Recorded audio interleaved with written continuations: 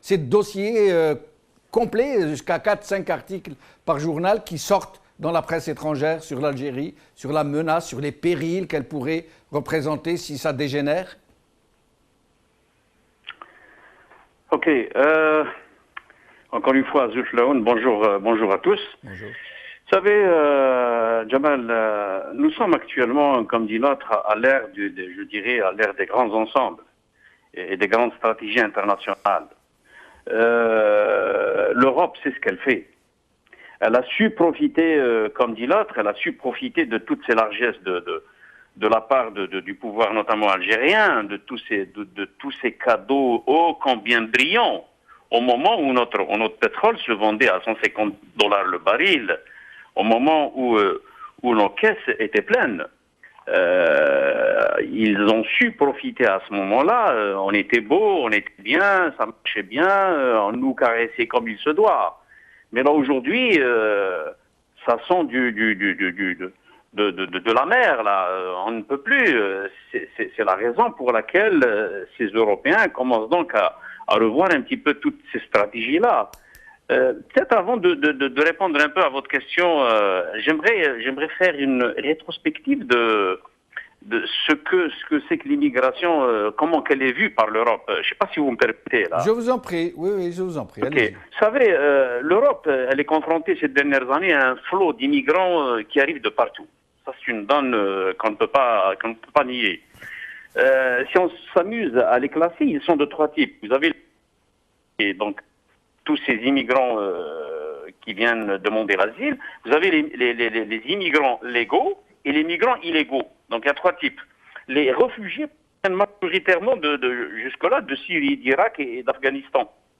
Les immigrants légaux proviennent à 60% des pays européens non membres de l'Union, comme l'Albanie, la Russie, je dirais même peut-être l'Ukraine, et africains aussi à 25%.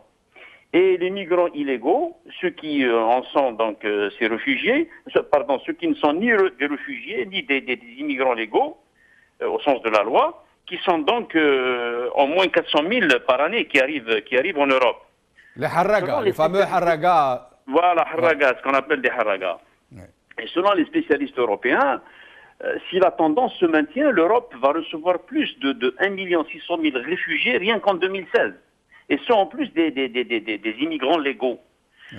Vous savez bien que l'Europe compte 515 millions d'habitants. Les migrants, tout type confondu, ne représentent en fait que 8% de cette population. En fait, ce n'est pas le nombre de ces migrants qui inquiètent les Européens. Ces réactions anti-immigration sont dues au chômage qui demeure élevé en Europe, en particulier chez les jeunes. Or, les migrants sont majoritairement des jeunes.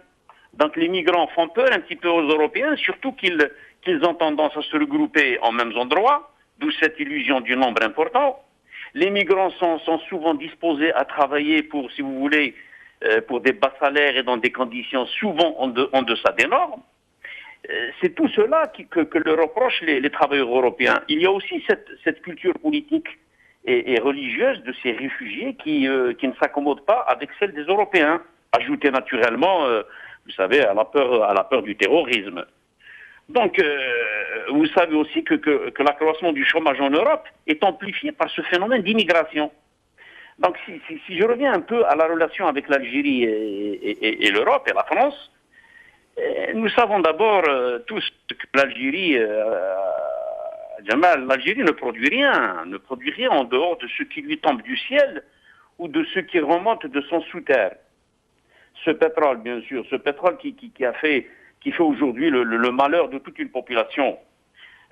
Qu'en veuille ou non, la France est le deuxième partenaire de l'Algérie, avec 12% de la part du marché derrière la Chine. Elle se positionne comme premier investisseur en Algérie. Il y a aujourd'hui 450 entreprises à peu près françaises en Algérie qui emploient quelque chose comme 50 000 salariés.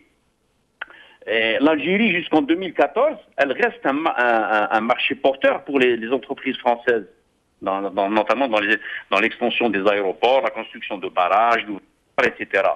Mais aujourd'hui, Jamal, pour répondre à votre question, aujourd'hui, avec cette chute de pétrole et cette crise politique en Algérie, Moi, j'estime que ce je t'aime moi non plus entre l'Algérie et la France est dépassé. L'heure est à la crise. L'heure est au rejet de l'un par l'autre. L'heure est à la réflexion. Fini le temps où la France et l'Algérie se déroulaient l'un pour l'autre le tapis rouge. La France a suffisamment profité, excusez-moi de vous interrompre, Hassan Moussi.